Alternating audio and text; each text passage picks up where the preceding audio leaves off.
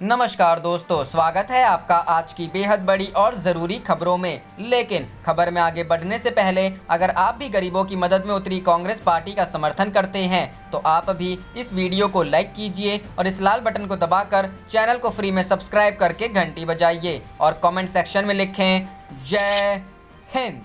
रुख करते हैं पहले खबर की तरफ। अखिलेश ने पूछा, ये आत्मसमर्पण है या गिरफ्तारी? प्रियंका की मांग, सीबीआई जांच की जाए। जी हां दोस्तों, कानपुर एनकाउंटर कांड के मुख्य आरोपी विकास दुबे के उज्जैन में पकड़े जाने पर समाजवादी पार्टी के राष्ट्रीय अध्यक्ष अखिलेश यादव ने ट्वीट कर कहा कि सरकार ये स्पष्ट करे कि आत्मसमर्पण है या गिरफ्तारी। उन्होंने मांग की है कि सरकार विकास के मोबाइल की कॉल डिटेल रिपोर्ट सार्वजनिक करे, जिससे कि उसकी सच्ची मिलीभगत का भंडाफोड़ हो सके। रुख करते हैं अगली खबर की तरफ। विकास की गिरफ्तारी पर प्रियंका बोली, यूपी सरकार पूरी तरह फेल, हो सीबीआई जांच। जी हां दोस्तों, उत्तर प्रदेश के कानपुर में 8 पुलिस वालों को मारकर फरार हुआ आरोपी विकास दुबे पकड़ा गया है। अब राजनीतिक प्रतिक्रियाएं लगातार आ रही हैं और कांग्रेस नेता प्रियंका गांधी वाड्रा ने इस मामले की अब सीबीआई जांच कराने की मांग कर दी है। प्रियंका का कहना है कि सीबीआई जांच से विकास दुबे के सारे कनेक्शन का पता लग जाएगा। प्रियंका गांधी वाड्रा ने गुरुवार को ट्वीट कर लिखा कि कानपुर के जघन्य हत्याकांड में यूपी सरकार को जिस मुस्तैदी से काम करना चाहिए था वह पूरी तरह फेल साबित हुई। अलर्ट के बावजूद आरोपी का उज्जैन तक पहुंचना न सिर्फ सुरक्षा के दावों की पोल खोलता है बल्कि मिलीभगत की ओर इशारा करता है। कांग्रेस महासचिव ने आगे लिखा कि 3 महीने पुराने पत्र पर नो एक्शन और कुख्यात अपराधियों की सूची में विकास का नाम न होना बताता है कि इस मामले के तार दूर तक जुड़े हैं। यूपी सरकार को मामले की सीबीआई जांच करा सभी तथ्यों और प्रोटेक्शन के ताल्लुकातों को जग जाहिर करना चाहिए। गौरतलब है कि प्रियंका गांधी वाड्रा इससे पहले भी कानपुर मामले में योगी सरकार को निशाने पर ले चुकी हैं। इस मामले में यूपी पुलिस को पूरी तरह से फेल करार दे चुकी हैं। राहुल गांधी ने भी कानपुर मामले को लेकर ट्वीट किया था। विकास दुबे के मामले में कई राजनीतिक कनेक्शन, पुलिस वालों के कनेक्शन की बात सामने आ रही है। ऐसे में अब जब विकास दुबे पुलिस की गिरफ्त में है तो हर किसी को उम्मीद है कि पूछताछ में सारे कनेक्शन के बारे में सच सामने आएगा। प्रियंका गांधी वाड्रा से पहले उत्तर प्रदेश के पूर्व मुख्यमंत्री अखिलेश यादव ने भी कहा कि पुलिस को विकास दुबे की फोन कॉल सार्वजनिक करनी चाहिए ताकि उसका भांडा फूट सके।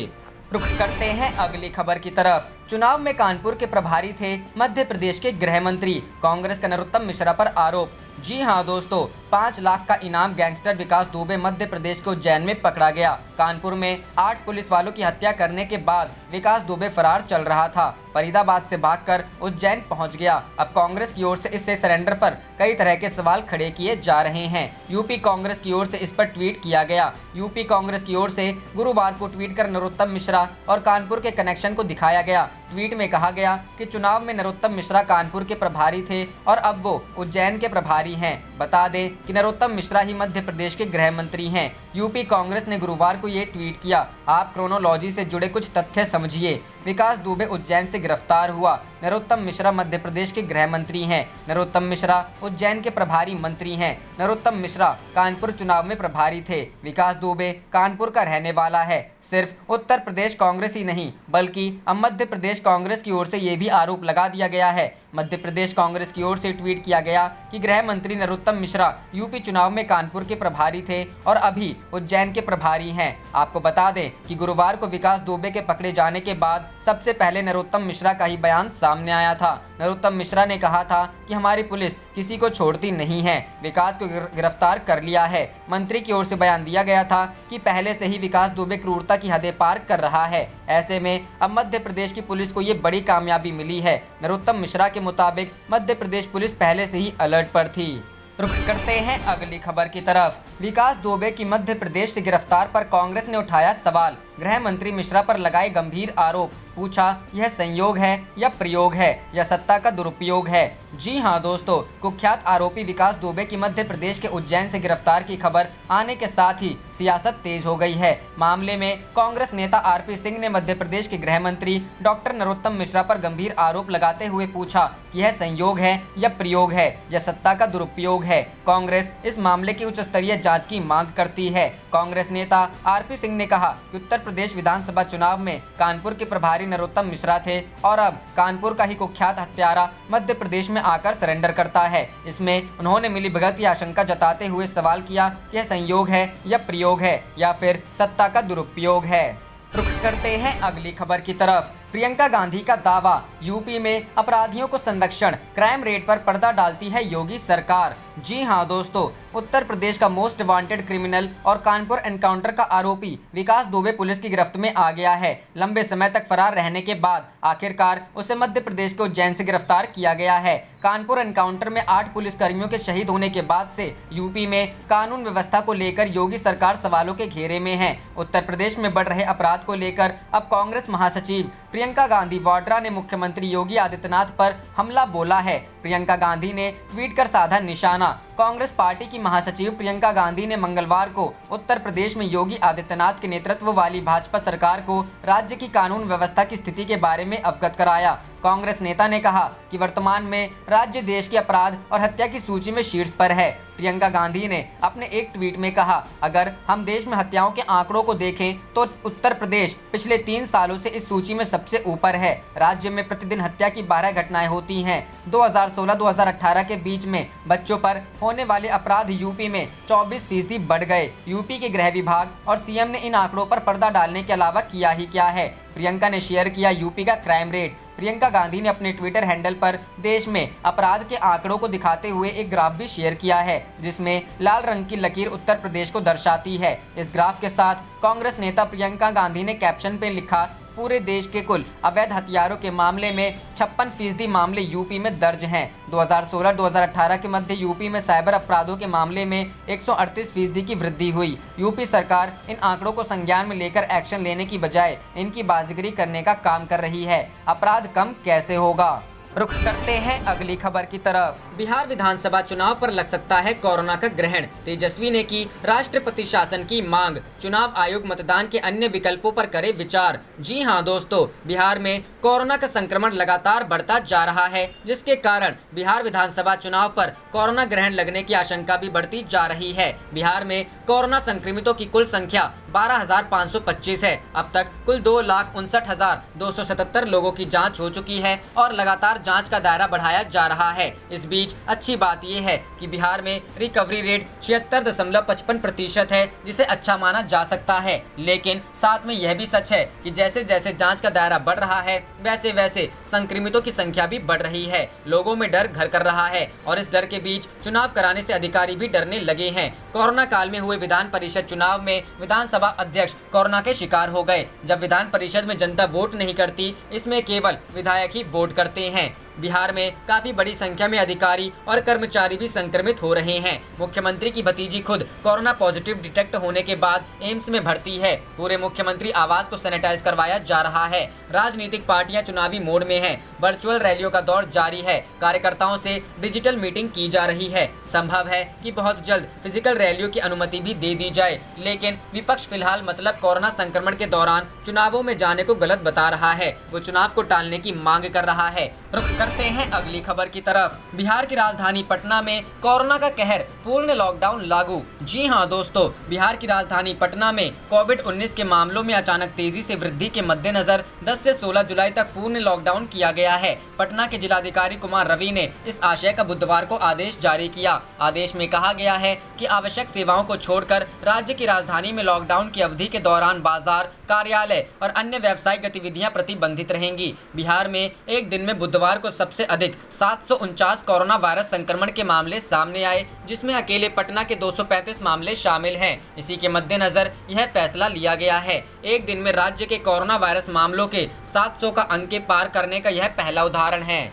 रुख करते हैं अगली खबर की तरफ। विकास दुबे को नहीं पकड़ सकते तो किसी और का नाम बदलकर विकास रख दे सरकार, अखिलेश यादव। जी हां दोस्तों, समाजवादी पार्टी के राष्ट्रीय अध्यक्ष अखिलेश यादव ने कानपुर एनकाउंटर पर ट्वीट करते हुए योगी सरकार पर निशाना साधा और तंज कसा। उन्होंने कानपुर एनकाउंटर के मुख्य आरोपी विकास दुबे का नाम का इस्तेमाल कर ट्वीट किया कि अब तो विकास खुद ही पूछ रहा है, विकास को कब गिरफ्तार करोगे भी या नहीं। उन्होंने आगे लिखा कि वैसे उत्तर प्रदेश की नाम बदलू भाजपा सरकार के पास एक विकल्प और है, किसी और का नाम बदलकर विकास रख ले और फिर बाकी क्या कहना, जनता खुद समझदार है। इसके पहले उन्होंने ट्वीट किया था कि उत्तर प्रदेश सत्ता व अपराध के गठजोड़ के उस विभत्स दौर में है जहां ना तो पुलिस को मारने वाले दुर्दांत अपराधी पर कोई कार्रवाई हुई है और ना ही उस अधिकारी पर जिसकी संलिप्तता का प्रमाण उपलब्ध है। ऐसे में तथाकथित निष्पक्ष जांच भी उनसे करवाई जा रही है जो खुद कटघरे में खड़े हैं।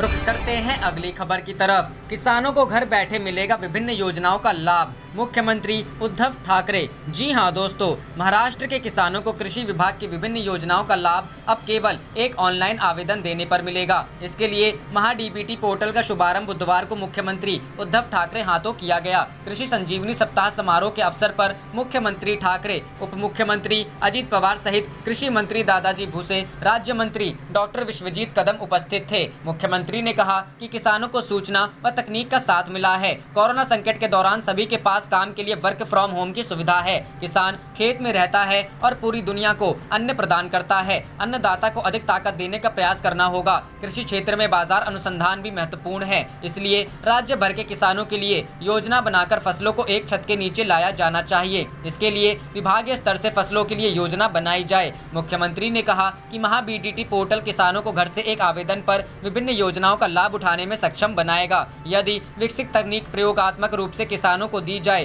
तो कम जमीन में बहुत अधिक उपज प्राप्त करना संभव होगा।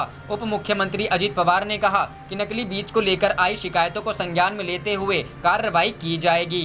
रुख करते हैं अगली खबर की तरफ। एमएसएमई हो रहे बर्बाद, बैंकों का फूल रहा दम। अब एनपीए के जरिए राहुल गांधी ने मोदी सरकार पर बोला नया हमला। जी हां दोस्तों, कांग्रेस के पूर्व अध्यक्ष राहुल गांधी ने देश में सूक्ष्म, लघु एवं मध्यम उपक्रमों और बैंकों के मुश्किल में होने से जुड़ी खबरों को लेकर बुधवार 8 जुलाई 2020 को भाजपा पर निशाना साधा। उन्होंने कहा कि कुछ महीने पहले जब उन्होंने आर्थिक सुनामी आने की बात की थी तो सत्तारूढ़ पार्टी भाजपा ने उनका मजाक बनाया था। उन्होंने ट्वीट किया, लघु एवं मध्यम उपक्रम बर्बाद हो गए हैं, बड़ी कंपनियां गंभीर संकट में हैं, बैंक भी संकट में हैं। कांग्रेस नेता ने कहा, मैंने कुछ महीने पहले कहा था कि आर्थिक सुनामी आ रही है। भाजपा एवं मीडिया ने देश को सच्चाई के बारे में आगाह करने के लिए मेरा मजाक बनाया था। बाद में कांग्रेस ने गत 17 मार्च को संसद भवन परिसर में दिए राहुल गांधी के एक बयान का वीडियो भी जारी किया, जिसमें केरल के वायनाड से सांसद राहुल गांधी ने कहा था कि आर्थिक सुनामी आने वाली है और करोड़ों लोगों को नुकसान पहुंचेगा। राहुल गांधी ने ट्वीट के साथ एक खबर का स्क्रीनशॉट भी शेयर किया है, जिसके मुताबिक देश में 500 बड़ी कंपनियों पर 1.67 करोड़ रुपए का कर्ज है। बैंकों का ये कर्ज एनपीए में तब्दील हो सकता है और कंपनियां कर्ज चुकाने में नाकाम रह सकती हैं। रुख करते हैं अगली खबर की तरफ। भारत चीन विवाद को लेकर चिदंबरम ने मोदी सरकार पर बोला हमला, कहा कोई बताएगा कि आखिर। जी हां दोस्तों, भारत चीन सीमा विवाद को लेकर कांग्रेस लगातार केंद्र की मोदी सरकार पर हमले बोल रही है। अब पूर्व वित्त मंत्री पी चिदंबरम ने बुधवार को सरकार पर निशाना साधते हुए कहा कि सरकार इस पूरे मामले पर देश को सच नहीं बता रही है। दरअसल बुधवार को सूत्रों के हवाले से खबर आई कि रविवार को दोनों देशों के विशेष प्रतिनिधियों के बीच बातचीत के बाद लद्दाख के कुछ विवादित क्षेत्रों से 2 किलोमीटर पीछे हटने तक सेना हटाने की प्रक्रिया पूरी हो गई है। इसी पर चिदंबरम ने कई ट्वीट करते हुए केंद्र सरकार से सवाल किए। चिदंबरम ने अपने ट्वीट में लिखा, मैं विवादित क्षेत्र से चीनी सेना के पीछे हटने का स्वागत करता हूं, लेकिन क्या कोई बताएगा कि चीनी सेना किस जगह से पीछे हटी है और अब पीछे हटकर कहां गई है। उन्होंने अपने अगले ट्वीट में लिखा, इसी तरह भारतीय सेना के जवान किस जगह से वापस आए हैं, क्या कोई भी सेना चीनी या भारतीय एलएसी के एक पार से दूसरे पार की ओर गई है। इन सवालों के जवाब जरूरी हैं, क्योंकि देश की जनता यह कब से जानने की कोशिश कर रही है कि 15 जून को क्या हुआ था और कहां हुआ था। बता दें कि देश की मुख्य विपक्षी पार्टी कांग्रेस लगातार प्रधानमंत्री नरेंद्र मोदी पर लगातार 15 जून को पूर्वी लद्दाख की गलवान घाटी में हुई हिंसक झड़प की घटना का सच छुपाने का आरोप लगा रही है। भारतीय चीनी सैनिकों के बीच हुई हिंसक झड़प में 20 भारतीय जवान की जान चली गई थी। आर्मी के सूत्रों के हवालों से खबर आई थी कि चीनी सेना के 40 से ज्यादा सैनिक हताहत हुए हैं। कांग्रेस सवाल इसलिए उठा रही है क्योंकि पिछले महीने एक सर्वदलीय बैठक में पीएम मोदी ने कहा था कि चीन ने ना ही सीमा पार करके भारत में प्रवेश किया है और ना ही उसने किसी भारतीय भूभाग पर कब्जा किया है। 20 जून को इसी मीट में उन्होंने कहा था कि ना कोई अंदर घुसा है, ना ही हमारा कोई पोस्ट किसी के कब्जे में है। उन्होंने यह भी कहा था कि एलएसी पर चीन के इस कदम से पूरा देश गुस्से में है। राहुल गांधी ने मंगलवार को एनएसए की चीन पक्ष से हुई बातचीत पर सवाल उठाया था। उन्होंने दोनों पक्षों का बयान शेयर करते हुए ट्विटर पर सवाल उठाया था कि आखिर भारत ने लद्दाख में यथास्थिति को बनाए रखने पर जोर क्यों नहीं दिया था। वहीं चीन भारतीय जवानों पर किए गए इस हमले को सही कैसे ठहरा पा रहा है। रुख करते हैं अगली खबर की तरफ। सीबीएसई कोर्स से लोकतंत्र, धर्मनिरपेक्षता जैसे चैप्टर हटाने से ममता दीदी नाराज, कहा हम इस पर। जी हां दोस्तों, बंगाल की मुख्यमंत्री ममता बनर्जी ने सीबीएसई से संबंध सभी स्कूलों की कक्षा 9 से 12वीं तक के अर्थशास्त्र और राजनीति विज्ञान के पाठ्यक्रम से लोकतांत्रिक अधिकार, संघवाद और धर्मनिरपेक्षता जैसे अहम चैप्टर हटाने के केंद्र सरकार के फैसले से वह हैरान है। मुख्यमंत्री ने कहा, हम महत्वपूर्ण विषयों को हटाने के सीबीएसई के फैसले का कड़ा विरोध करते हैं। केंद्रीय मानव संसाधन विकास मंत्रालय को सुनिश्चित करना चाहिए कि इन महत्वपूर्ण अध्यायों को नहीं हटाया जाए। ममता ने कहा, मैं इस बात से अचंभित हूं कि केंद्र ने सीबीएसई पाठ्यक्रम के भार को कम करने के नाम पर नागरिकता, संघवाद जैसे बेहद महत्वपूर्ण विषयों को कैसे हटा दिया। मुख्यमंत्री ने कहा, हम इस पर कड़ी आपत्ति जताते हैं और मानव संसाधन विकास मंत्रालय, भारत सरकार से अपील करते हैं कि इन महत्वपूर्ण पाठों को किसी भी कीमत पर हटाया नहीं जाए। गौरतलब है कि सीबीएसई ने कोविड-19 की महामारी के चलते स्कूलों में नियमित कक्षाएं बुरी तरह से बाधित होने के चलते 9वीं से 12वीं तक के अपने सिलेबस में 30% कटौती की घोषणा की है। कोरोना की महामारी के चलते देश में सभी स्कूल बंद हैं और ऑनलाइन क्लासेस के जरिए पढ़ाई कराई जा रही है। सरकार की ओर से कहा गया है कि पाठ्यक्रम में यह कटौती 2020-21 शैक्षणिक वर्ष के लिए लागू है। गौरतलब है कि central board of secondary education ने मंगलवार को कोरोना वायरस संकट के बीच 2020-21 के शिक्षा सत्र में बच्चों के ऊपर से सिलेबस का बोझ कम करने के लिए कोर्स को 30% कम करने की घोषणा की थी। इसके तहत सीबीएसई ने स्कूलों में लोकतांत्रिक अधिकार, फूड सिक्योरिटी, संघवाद जैसे अहम चैप्टर को सिलेबस से हटा दिया है। शिक्षा संस्थानों से जुड़े और इन विषयों के कई जानकारों और विशेषज्ञों ने बोर्ड के इस कदम का विरोध किया है। कांग्रेस नेता शशि थरूर और जयराम रमेश ने भी सिलेबस से ऐसे अहम चैप्टर हटाने का विरोध किया है। रुख करते हैं अगली खबर की तरफ। हरियाणा की भाजपा जजपा सरकार बनी कर्मचारी विरोधी संघ, रणदीप सुरजेवाला। जी हां दोस्तों, कांग्रेस नेता रणदीप सुरजेवाला ने हरियाणा सरकार पर निशाना साधा है। चंडीगढ़ में प्रेस कॉन्फ्रेंस कर खट्टर सरकार पर निशाना साधते हुए उन्होंने कहा कि आर्थिक मंदी और आय की तंगी पर मरहम लगाने की बजाय खट्टर सरकार जले पर नमक छिड़क रही है। उन्होंने कहा कि भाजपा जजपा सरकार कर्मचारी विरोधी संघ बनी है। सरकार महंगाई भत्ता काट कर्मचारियों, पेंशनरों को 3600 करोड़ का चूना लगा रही है। सुरजेवाला ने कहा कि कोरोना महामारी के संकट से पिस रहे सरकारी कर्मचारियों और पेंशनरों का महंगाई भत्ता पिछली तारीखों से यानी 1 जनवरी 2020 से 30 जून 2021 तक काटकर भाजपा जजपा सरकार का कर्मचारी विरोधी चेहरा पूरी तरह बेनकाब हो गया है। हरियाणा सरकार ने 28 फरवरी 2020 को ही यानी 4 महीने पहले 1,42,343 करोड़ का बजट पारित किया था। सरकार से पूछा ये सवाल, उन्होंने पूछा कि बजट पेश करने के 100 दिन के अंदर ही खट्टर सरकार हरियाणा के कर्मचारियों व पेंशनर्स के महंगाई भत्ते पर कैंची चलाकर क्या साबित कर रही है। हरियाणा में 3 लाख सरकारी कर्मचारी हैं व 1,29,000 पेंशनर्स है। 6 जुलाई 2020 को आदेश पारित कर खट्टर सरकार ने जनवरी 2020, जुलाई 2020 व जनवरी 2021 की महंगाई भत्ते की किस्तें पूर्णतया काट दी हैं। 2020-21 के बजट में कर्मचारियों की तनख्वाह व पेंशन के लिए 36,012 करोड़ का प्रावधान किया गया है। कर्मचारियों की जेब से पैसे काटने का इंतजाम। रणदीप सुरजेवाला ने कहा कि महंगाई भत्ते की जनवरी 2020 की 4% की किस्त, जुलाई 2020 की 4% की किस्त व जनवरी 2021 की 4% की किस्त भी लगाएं तो कर्मचारियों की जेब से 3600 करोड़ रुपया काटने का सीधे सीधे इंतजाम कर लिया गया है। रुख करते हैं अगली खबर की तरफ। सरकार के पास खत्म हो रहा पैसा, खटखटाना पड़ सकता है आरबीआई का दरवाजा। जी हां दोस्तों, केंद्र सरकार के पास बहुत जल्द बजट की फंडिंग के ऑप्शन खत्म हो सकते हैं। सरकार को सहारे के लिए एक बार फिर से आरबीआई का दरवाजा खटखटाना पड़ सकता है। प्रशासन राजस्व को बढ़ावा देने के लिए आरबीआई को सीधे सॉवरेन बॉन्ड खरीदने या लाभांश को बढ़ावा देने को कह सकती है। मालूम हो कि कोरोना और लॉकडाउन के कारण सरकार की इनकम को तगड़ा झटका लगा है। सरकार जीडीपी के 7% के उच्च बजट घाटे का सामना कर रही है, जो पिछले 2 दशकों में सर्वाधिक है। आरबीआई के सामने दुविधा। आरबीआई ने अभी तक सेकेंडरी मार्केट में कुछ डिस्क्रीट बॉन्ड की खरीदारी की है, लेकिन सरकार के इस ऋण प्रबंधन को एक ऐसी योजना की रूपरेखा तैयार करनी अभी बाकी है कि जिसके जरिए चालू वित्त वर्ष में सरकार के रिकॉर्ड 12 ट्रिलियन रुपए का प्रबंधन किया जा सके। इस बीच एक्सपर्ट कहते हैं कि बैंकों ने पहले ही कई बॉन्ड खरीद लिए हैं और अर्थव्यवस्था में मंदी के बीच उनके पास फर्मों को उधार देने के कम ही अवसर होंगे। रेटिंग में कटौती एक और जोखिम। एक संभावित क्रेडिट रेटिंग डाउनग्रेड भारत के लिए एक और जोखिम है, जो इस साल 4 दशकों से अधिक समय में अपनी पहली आर्थिक गिरावट की ओर बढ़ रहा है। एशिया की तीसरे सबसे बड़ी अर्थव्यवस्था का क्रेडिट स्कोर फिच रेटिंग्स और मूडीज इन्वेस्टर सर्विस के पास जंग से केवल एक कदम दूर है। ब्लूमबर्ग के सर्वे में अर्थशास्त्रियों ने उम्मीद लगाई थी कि इस साल देश का राजकोषीय घाटा जीडीपी के 7% पर पहुंच जाएगा, जो 1994 में आखिरी बार इतना ऊपर पहुंचा था। अंतर्राष्ट्रीय मुद्रा कोष के अनुसार देश का पब्लिक डेब्ट अगले वर्ष जीडीपी के 85.7% तक बढ़ेगा, जो इस समय लगभग 70% है। आप देख रहे थे आपका अपना चैनल जय हिंद जय भारत।